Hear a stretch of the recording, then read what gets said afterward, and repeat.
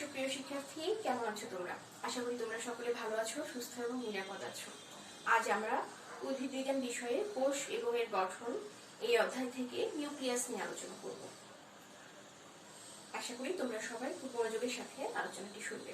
Nucleus কে আবিষ্কার করেন? প্রথমে আমরা এটি দিয়ে আলোচনা শুরু করব। 1831 সালে বিজ্ঞানী রবার্ট ব্রাউন অর্কিড পাতার কোষে নিউক্লিয়াস আবিষ্কার করেন।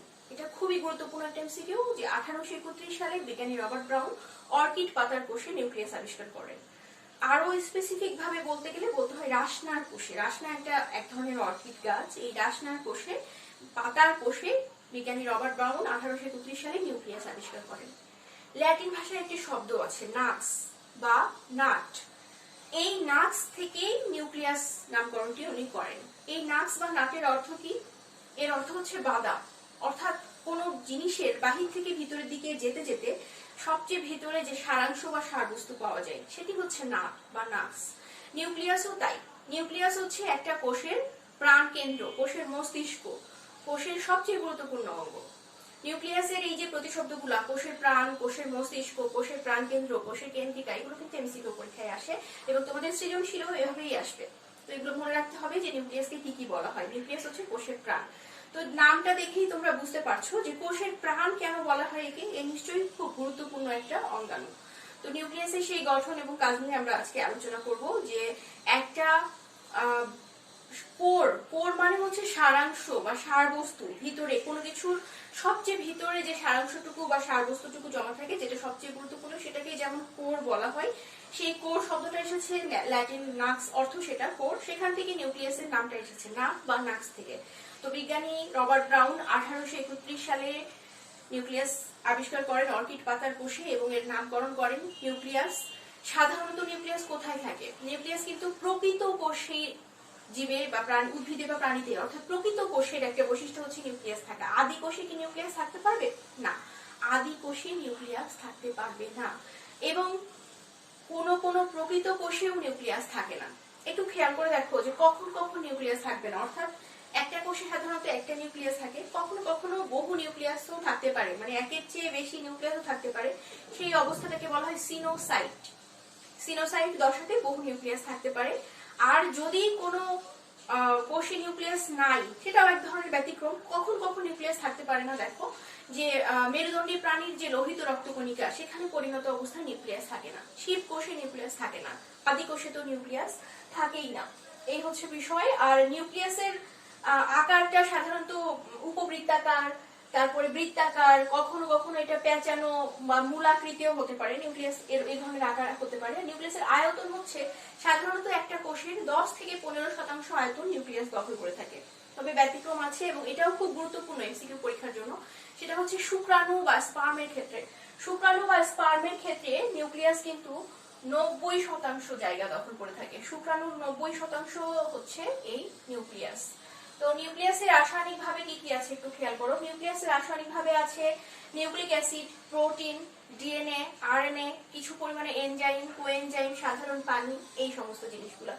আচ্ছা, এখন আমরা আলোচনা করব নিউক্লিয়াসের গঠন নিয়ে। এখানে তোমরা একটা চিত্র দেখতে পাচ্ছ যে নিউক্লিয়াসের একটা ছবি আমি এঁকেছি। এই যে বৃত্তাকার একটা নিউক্লিয়াসের চিত্র আমি এঁকেছি। এখন দেখো এই নিউক্লিয়াসের যে গঠনটা তাকে আমরা 4টা ভাগে ভাগ করব। 1 নম্বর ভাগ হচ্ছে নিউক্লিয়ার এনভেলপ, 2 নম্বর হচ্ছে নিউক্লিওপ্লাজম, 3 নম্বর হচ্ছে নিউক্লিওলাস এবং 4 নম্বর হচ্ছে নিউক্লিয়ার রেটিকুলাম। দেখো এই নিউক্লিয়ার এনভেলপ, এনভেলপ শব্দটার অর্থ কি? এনভেলপ শব্দটার অর্থ হচ্ছে বাহিরের আবরণ বা বাইরের আবরণ, অর্থাৎ খাম। এনভেলপ মানে খাম। আগে যখন আমরা সবাই চিঠি লিখে যোগাযোগ আদান প্রদান করতাম, যোগাযোগ করতাম, তখন চিঠিটার বাইরের যে আবরণটা সেটাকে খাম বলা হয়, সেটাকে ইংরেজিতে এনভেলপ বলা হয়। তো নিউক্লিয়ার এনভেলপ হচ্ছে নিউক্লিয়াসের বাহিরের এই আবরণটা। এই যে দ্বিস্তরী আবরণটা, এই দ্বিস্তরী আবরণটা কিন্তু প্লাজমা মেমব্রেনের যে গঠন আমরা পড়েছি, প্লাজমা মেমব্রেনের গঠনের মতোই ফসফোলিপিডের একটা বাইলেয়ার আবরণ এটা, অর্থাৎ ফসফেট এবং লিপিডের একটা আবরণ। এখন এই নিউক্লিয়ার এনভেলপটা জায়গায় জায়গায় কিন্তু ছিদ্র হয়ে থাকে। আমি তোমাদেরকে ছবিটা এঁকে দেখাচ্ছি। এটা একেবারেই কঠিন কিছু না, খুব সহজ একটা চিত্র। তোমরা প্রথমেই একটা বৃত্ত এঁকে নিবা। বৃত্ত এঁকে নেওয়ার পরে এই যে এরকম একটু মুছে মুছে নিলে এটাকে দ্বিস্তরী বানিয়ে দিবা। দ্বিস্তরী বানিয়ে দিলে দেখো যে সহজে আর একটু যত্ন নিয়ে কাজটা সময় মতো করবা। এই যে রন্ধ্রটা, এই যে দ্বিস্তরীয় আবরণের মধ্যে যে রন্ধ্রটা, এইটার নাম হচ্ছে নিউক্লিয়ার রন্ধ্র। এই নিউক্লিয়ার এনভেলাপের একটা বিশেষ বৈশিষ্ট্য হচ্ছে এই নিউক্লিয়ার রন্ধ্র, কারণ প্লাজমা মেমব্রেনের অন্যান্য অঙ্গাণুগুলোতে কিন্তু এই রন্ধ্রটা নেই, কিন্তু নিউক্লিয়ার এনভেলাপের প্রতি জায়গাতেই এই রন্ধ্রটা রয়েছে এবং এর বিশেষ গুরুত্বপূর্ণ ভূমিকা রয়েছে।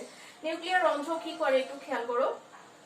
নিউক্লিয়ার রন্ধ্রর পথে, এই ছিদ্র পথে বা এই রন্ধ্র পথে নিউক্লিয়াসের ভিতর থেকে বাহিরে, বাইরে থেকে ভিতরে বস্তুর আদান প্রদান ঘটে। এই যে রন্ধ্রটা, এই ছিদ্র পথটা, এখানে একটা বড় প্রোটিন অণু আছে, এই ছিদ্র পথে। এইরকম মনে করো এটা ছিদ্র, এর মাঝে একটা বড় প্রোটিন অণু আছে, সেটার নাম হচ্ছে ট্রান্সপোর্টার। ট্রান্সপোর্ট শব্দটার অর্থ পরিবহন করা।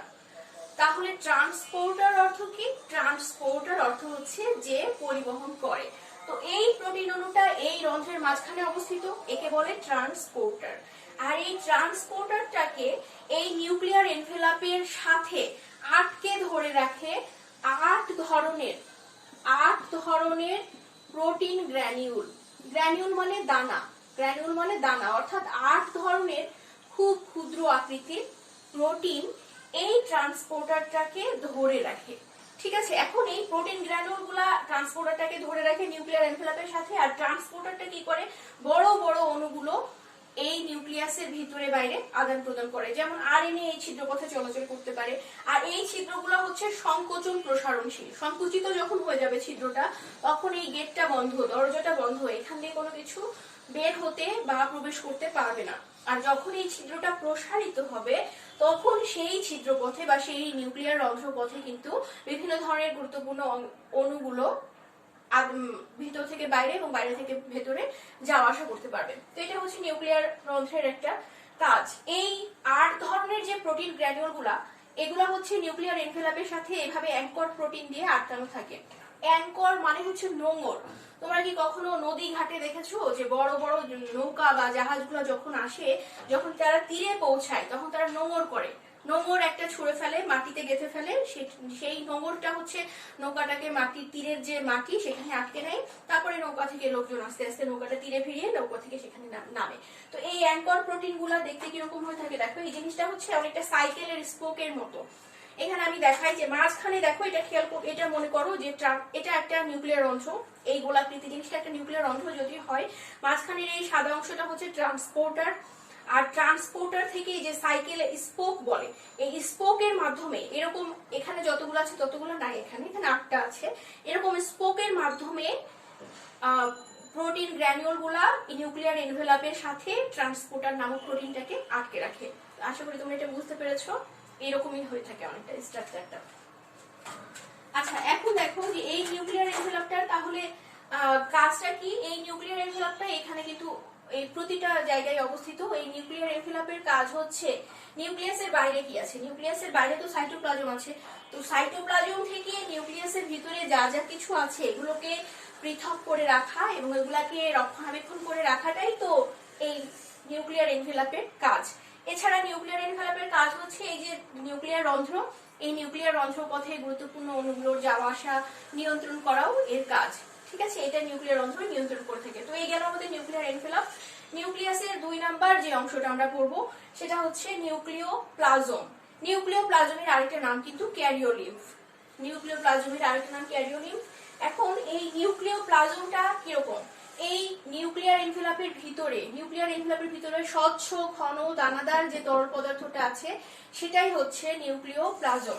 এটা আর কিছুই না, এটা হচ্ছে সাইটোপ্লাজম আছে বাইরে, আর নিউক্লিয়াসের ভিতরে সাইটোপ্লাজমের যে অংশটা বা প্রোটোপ্লাজমের যে রসটা, সেটাই হচ্ছে নিউক্লিওপ্লাজম।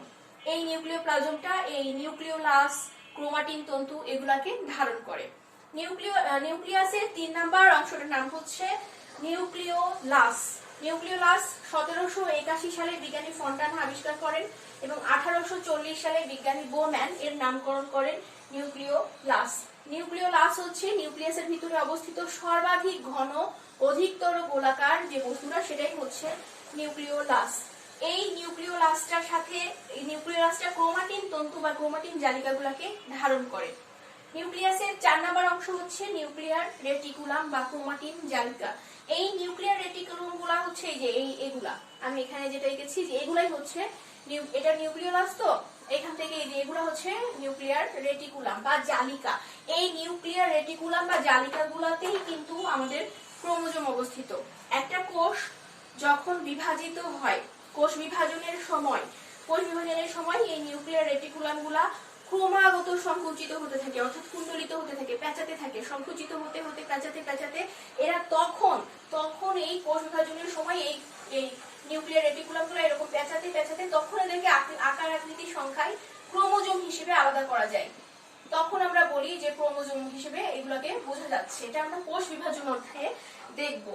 তো বুঝতেই পারছো যে এই নিউক্লিয়ার রেটিকুলামের ভিতরেই কিন্তু ক্রোমোজোম আছে, এখানেই কিন্তু ডিএনএ অবস্থিত। সুতরাং এটার কত বেশি গুরুত্ব, কারণ ক্রোমোজোম সংখ্যাই তো প্রজাতির বিভিন্নতা নির্দেশ করে, প্রজাতির অনন্যতা নির্দেশ করে, এটা তোমরা জানি তাই না? তাহলে এই হচ্ছে নিউক্লিয়াসের 4টা অংশ, নিউক্লিয়ার এনভেলাপ, নিউক্লিওপ্লাজম, নিউক্লিওলাস এবং নিউক্লিয়ার রেটিকুলাম। এই 4টা অংশ আমরা খুব মনোযোগ দিয়ে শিখবো। আর নিউক্লিয়াসের এই স্ট্রাকচারটা আমরা ছবি আঁকা সহ, ছবিটা তো এঁকে দেখিয়ে দিলাম একেবারেই সহজ, এটা তোমরা অবশ্যই পারবে। আর এখান থেকে সৃজনশীল প্রশ্নও আসে, আবার এমসিকিউ প্রশ্নও আসে। কি কি এমসিকিউ আসে সেটাও বলে দিলাম। নিউক্লিয়াসের আবিষ্কারক 1831 সালে বিজ্ঞানী রবার্ট ব্রাউন অর্কিড পাতার কোষে নিউক্লিয়াস আবিষ্কার করেন। নিউক্লিয়াস সাধারণত প্রকৃত কোষে থাকে, আদি কোষে সাধারণত থাকে না। আর কোন প্রকৃত কোষেও নিউক্লিয়াস থাকে না, যেমন লোহিত রক্তকণিকা, শিবকোষ, এগুলো তো নিউক্লিয়াস থাকে না। একটা কোষে সাধারণত একটা নিউক্লিয়াস থাকে। যদি অনেকগুলো নিউক্লিয়াস থাকে সেই অবস্থাটাকে বলা হয় সিনোসাইট অবস্থা। আবার নিউক্লিয়াস থাকে না যেগুলো, সেটা তো আমরা আলোচনা করলামই। নিউক্লিয়াস দেখতে সাধারণত এরকম বৃত্তাকার, উপবৃত্তাকার, মূলাকার, পেঁচানো ইত্যাদি হয়ে থাকে, কখনো কখনো শাখান্বিতও হতে পারে। নিউক্লিয়াস হচ্ছে একটা কোষের 10 থেকে 15% আয়তন দখল করে থাকে। তবে শুক্রাণুর ক্ষেত্রে ব্যতিক্রম, এটা একটা ইম্পর্টেন্ট এমসিকিউ। শুক্রাণুর 90%ই হচ্ছে নিউক্লিয়াস। নিউক্লিয়াসের এই 4টা অংশ, তার মধ্যে যে নিউক্লিয়ার রন্ধ্র, এটা হচ্ছে 9 ন্যানোমিটার। আর নিউক্লিয়ার রন্ধ্রের মধ্যে যে ভিতরে একটা রন্ধ্র, মানে এই ছিদ্র পথের ভিতরে একটা বড় প্রোটিন থাকে, তার নাম ট্রান্সপোর্টারকে অ্যাঙ্কর প্রোটিনের সাহায্যে নিউক্লিয়ার এনভেলাপের সাথে এটা আটকে থাকে। এর চারপাশে 8 রকমের প্রোটিন দানা বা প্রোটিন গ্র্যানিউল আছে, এগুলা সাইকেলের স্পোকের মতো থাকে। এটা আমি তোমাদেরকে একটা ফ্যানের উদাহরণ দিয়ে দেখিয়েছি। তো তোমরা আশা করি বুঝতে পেরেছো যে নিউক্লিয়ার এনভেলাপ এবং নিউক্লিয়ার এই ছিদ্রপথের রন্ধ্রপথের গঠনটা। আর নিউক্লিওপ্লাজম হচ্ছে নিউক্লিয়াসের ভিতরের সাইটোপ্লাজমের যে অংশটুকু আছে। এছাড়া আছে নিউক্লিওলাস এবং নিউক্লিয়ার রেটিকুলাম। তোমরা এই ছবিটা চিহ্নিত চিত্র সহ শিখবে এবং বর্ণনাটা খুব মনোযোগ দিয়ে পড়বে। আশা করি তোমরা বুঝতে পেরেছো। না বুঝতে পারলে যে কোনো সময় প্রশ্ন করবে। ভালো থাকো, সুস্থ থাকো।